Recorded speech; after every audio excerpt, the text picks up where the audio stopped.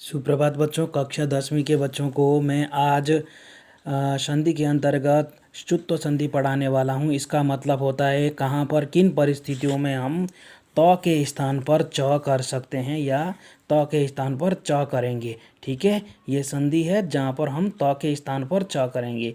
नियम पढ़ लेते हैं। नियम क्या आता है, यदि पूर्व पद के अंत में त हो, क्या होना चाहिए, पूर्व पद के अंत में त होना चाहिए, तथा त के बाद, किसके बाद, पूर्व पद के अंत में तो त के बाद उत्तर पद का पहला अक्षर च हो।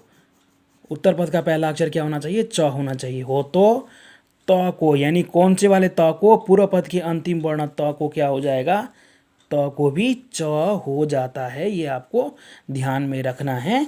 कब और किन परिस्थितियों में पूर्व पद के अंत में त हो, उत्तर पद में च हो तो पूर्व पद के अंतिम वर्ण त को च हो जाता है।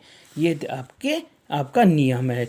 उसके बाद कुछ उदाहरण ले लेते हैं। देखिए बच्चे, तत् प्लस चित्रम है, तत् प्लस चित्रम है। यहाँ पर नियम हमारा लगता है, पूर्व पद के अंत में हमारा त आ रहा है, मैंने हाईलाइट किया हुआ है इसको।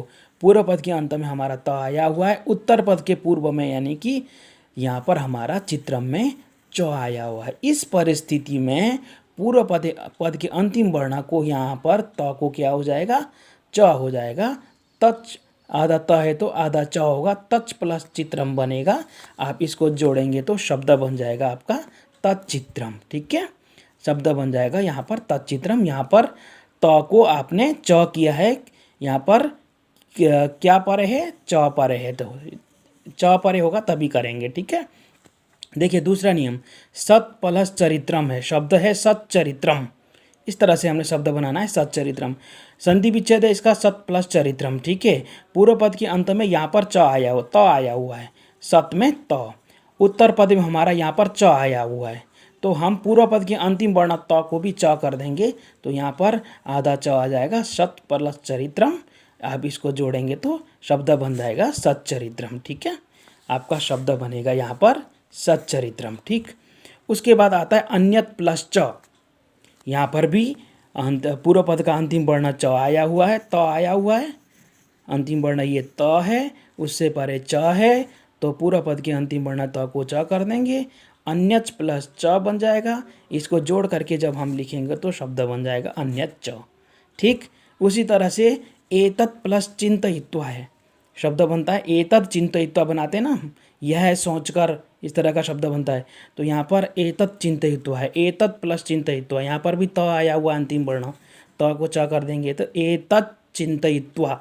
जब इसको हम जोड़ करके लिखेंगे तो इस तरह से बनाएंगे हम, इस तरह का शब्द बनेगा, जोड़ करके लिखने पर शब्द बनेगा एतत् चिंतयित्वा। ठीक है, इसी तरह से शब्द बनेगा तत् प्लस च।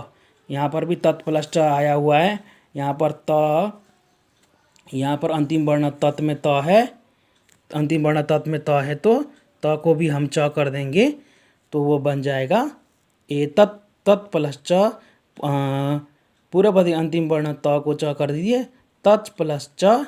इसको जोड़ करके जब आप लिखेंगे तो इस तरह का शब्द बनेगा तच्च। तो ये आपको ध्यान में रखना है, कहाँ पर आप त के स्थान पर च कर सकते हैं। नियम को ध्यान में रखते हुए त के स्थान पर आप च करेंगे। पहले आप नियम को पढ़ेंगे, किस स्थिति में किस जगह पर आप त को च करेंगे। ठीक है, ये था आपका ष्टुत्व संधि। मिलते हैं आपके साथ दूसरे वीडियो में, दूसरी संधि को लेकर के मैं